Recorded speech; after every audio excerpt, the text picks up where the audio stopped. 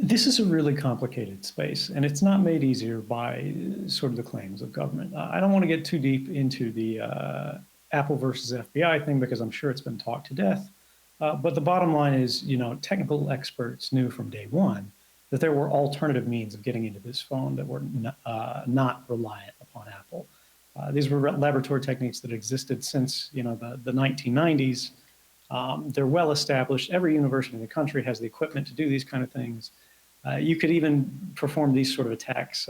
They're done for beneficial purposes at Chinese markets in less than 30 minutes, where they'll swap out sort of memory chips on your phone to give you more capacity.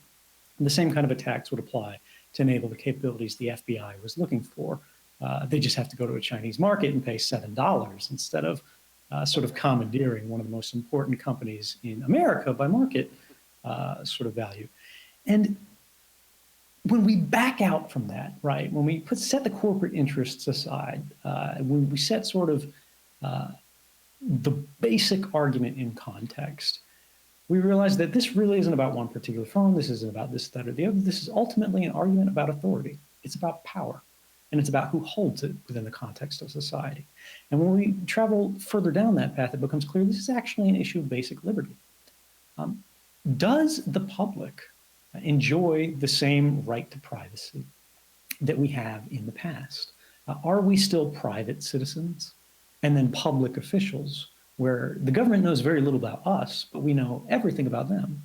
Or are the dynamics of the modern day where we see greater and greater levels of classification, we see prominent politicians who are creating sort of secret email servers to exempt themselves from public records laws, and their defense for doing this kind of activity is saying, well, other politicians did the same thing. That, for me, isn't a defense because it's not really about that politician. I don't care about that politician. I care about the trend. I care about the culture. And that's what we should be focusing on. Why are we, the public, becoming disempowered at the same time that governments around the world, corporations around the world, institutions around the world are gaining greater and greater leverage over the range of our activities, their knowledge of what we do?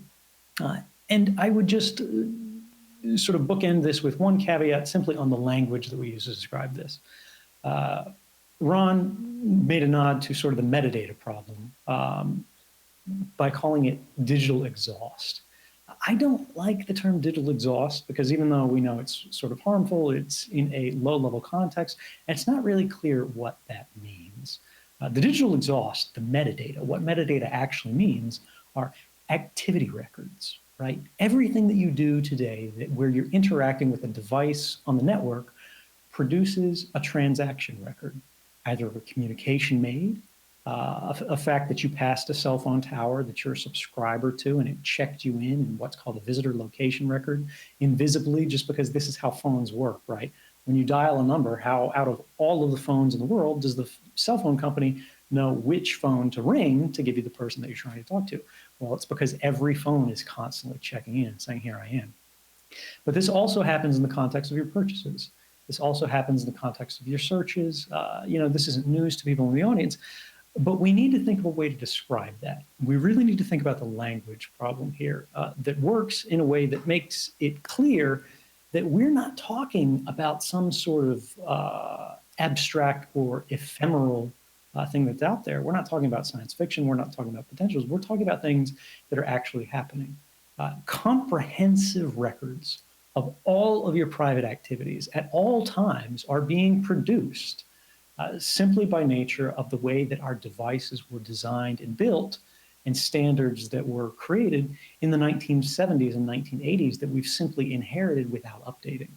We get to a point where protocols and standards have to change. The actual sort of laws of the land for our technical systems need to be updated in a comprehensive way, because this is the only way to make sure that these things actually change in a meaningful, fundamental way that applies to everyone, everywhere.